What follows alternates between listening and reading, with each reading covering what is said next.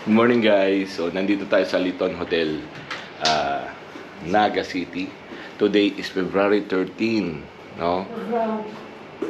Ano ba? March pala, March 13.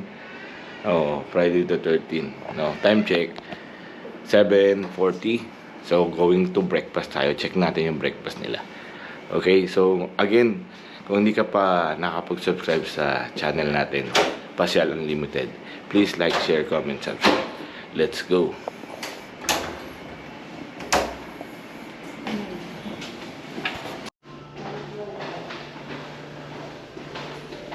So nasa third floor lang tayo, kaya pwede tayong maghagdan.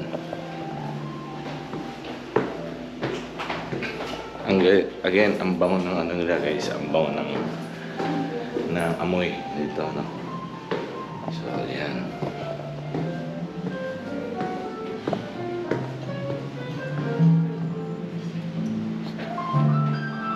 So kahagabi dito rin tayo sa lunch. Dito. Okay. So nandito na tayo. So pinaka-basement yung liga doon. But I think tocino. You want the tocino or the tapa? Beef tapa or beef. So merong dito, merong kang menu na parang reset.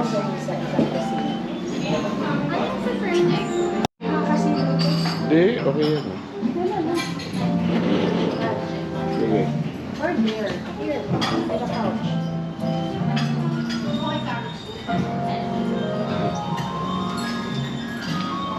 Kagabi kasi silipin natin kagabi.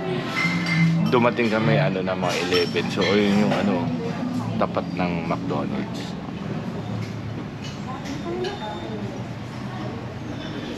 So ganito yung setup nila.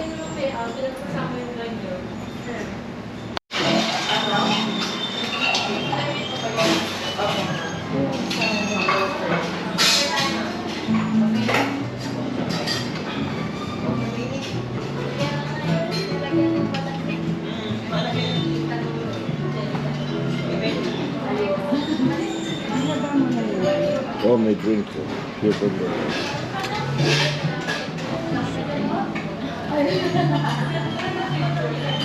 Oh, carrot soup. May coffee.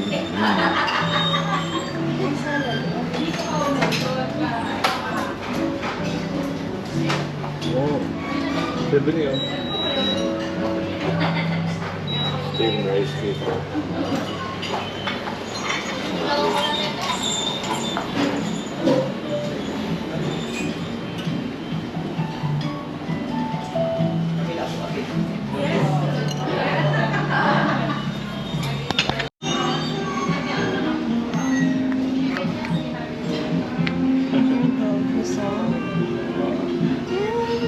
Lahat na kinain. Ayan yung kitchen nila.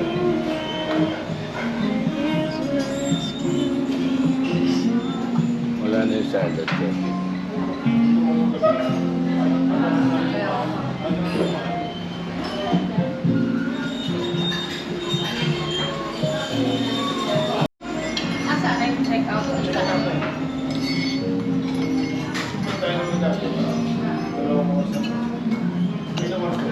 So yan, medyo okay naman yung food, yung setup. Tara, let's eat guys. And recommend. Yung iba kasi mami, simple lang daw kumakain, hindi nila alam taga Michelin. May rating sila 9.5, diba? Masarap yung nila dito, yung carrot soup. Para siyang sopas na may gata. Yeah, it's nice. Sabi ko sa inyo. Tapos siguro ito hot chocolate, yung coffee. So, and yung rating nila dito guys ng hotel 9.5. So, mukhang yun, talagang nire-rate ng mga tao dito. Longganisa. Ito yung order natin. Longganisa, masarap. Si Maxi Step Tocino. Si Mami Tapa. Masarap. Masarap daw. So, ano, tara kain tayo.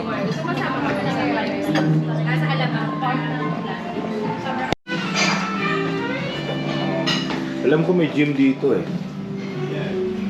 May gym. Mami, lakarin ko lang yung gym. Saan yung gym? Ikutin ko lang yung gym. Saan yung gym yun? Wala. Nandiyan. Thank you. Wow. Pwede mag-check out na tayo. Titingin muna ako kayo. Yeah.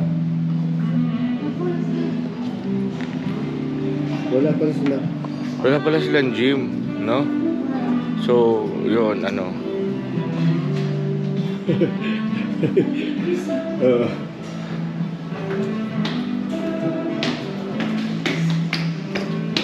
So kasi balak sana namin mag-extend kaso wala daw ano fully book, no? So yun. Kung meron sana kasi medyo may ano yung ano namin room. may bisita doon. May bisita ito. May GPs. So here. Ito yung room. Pero maliit lang naman. So guys, we're back na sa room. So ito, honest review natin. Ito yung pinaka-view ng... Anong room to, Nak? 3A? Ha? 3... Basta parang anong room to? Basta third... Teka. So, yan. Yan o. 304. Yan, 304. So okay naman yung gadgets and ano, yung aircon nila, hindi lang gano'n siyang ano. Hindi ko alam kung paano i-adjust. Pero ito yung room. Medyo ano talaga kami. Si-step kaso lang dito kami ni Mami dito. Dalawa. So, tapos ito yung view. Yan. Medyo, ito yung view ng 304, no? And, medyo ano sa gabi, hindi ka ganong makaka-sleep. Ito honest review. Kasi parang merong mga natawol na aso. Yun, yung mga aso doon sa bahay kasi paligid nito may parang mga ano no? Mga resident, no? Ayan, so yun, no? Meron nga doon. Ito bubong bahay siguro to. So nandun may natahol na mga aso, maririnig mo. So okay naman siya kasi high ceiling. Although meron lang kami nakikitang konting glitch kasi merong sa CR yun medyo ano may mga maliit na mga ano yun na? Si Steph kasi, kahit nung bata pa siya, takot yan sa ipis. So, parang ako yan, yung spider, ipis. So, ano siya? Yung mga gano'n, yung mga langaw, bugs, basta lahat ng insekto. Ano niya? So, gano'n siya.